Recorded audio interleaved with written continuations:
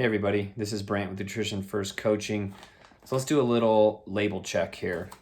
We have delicious Boom Chicka Pop. It's happened to be sitting in our kitchen. I tasted it and it was so delicious. I had to look at it and then I thought this was probably video worthy just because education drives compliance, and if we know what we're doing, we can control what we're doing. So if we turn this delicious sweet and salty kettle corn, everybody's had this at a fair or some kind of event and you just can't stop eating it.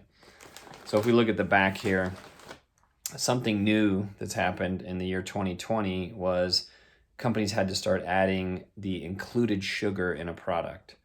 So here it says total carbohydrates per serving, which is 2 cups according to them, which is 28 grams, is going to be 18 grams of total carbohydrates.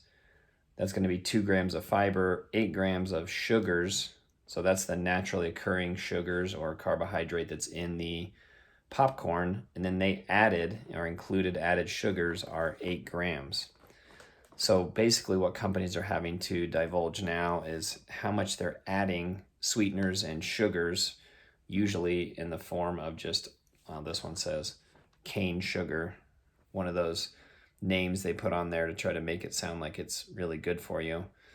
But it's those things companies do to try to just keep getting more flavor into something. And with that combination of sea salt and sugar and the crunchiness of popcorn, that's the trifecta of you're gonna have a lot of trouble stopping eating the whole bag until it's just gone. And then here's all the healthy things up here. Oh, no trans fats, whole grain, non-GMO, blah, blah, blah. But anyway, let's look and see how accurate this label actually is too. So it says per cup is 70 calories and 2 cups is 28 grams. So 1 cup should be 14 grams, right? So let's bust out our scale here. We put our bowl on there. We're gonna tear that out. And there we go, tear that out. This, I measured out a cup, put that guy on there. That's gonna tell us 16 grams. So that's 16 grams per a cup. And let me tell you, measuring a cup of popcorn is really not that easy. Where do you actually stop? How full is the cup? So I didn't even really fill it like full or overflowing by any means above the rim of a cup. And that's 16 grams. Well, they said on here that 2 cups was 28 grams. So we're basically 4 grams off if we doubled that, 32 minus 28. So we're 4 grams off. That can add up because 1 cup is 70 calories. Take another 4 grams of the product, say you eat 4 cups of it, now you're 8 grams off. Not only are you getting a lot of added sugars, you're getting a lot of extra calories that labels, this shows the roughly 10 to 20% inaccuracy of labels because everything's filled by weight and they just guess on approximation. Obviously they can't weigh every bag and know every serving.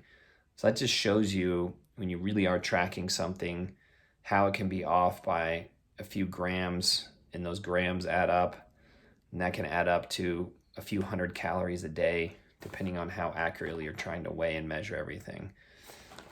So just take that into account. I thought it was interesting to learn about the included sugars in products now, and looking at a label, actually weighing something out, and then seeing kind of how far off it can be.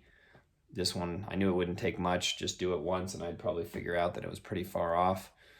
So check your measurements once or twice, check them to the label, compare, contrast. When you look something up, find what's as close to it as you can get and try to get as minimal amount of those added sugars as possible. Really don't need those things, even though they taste delicious.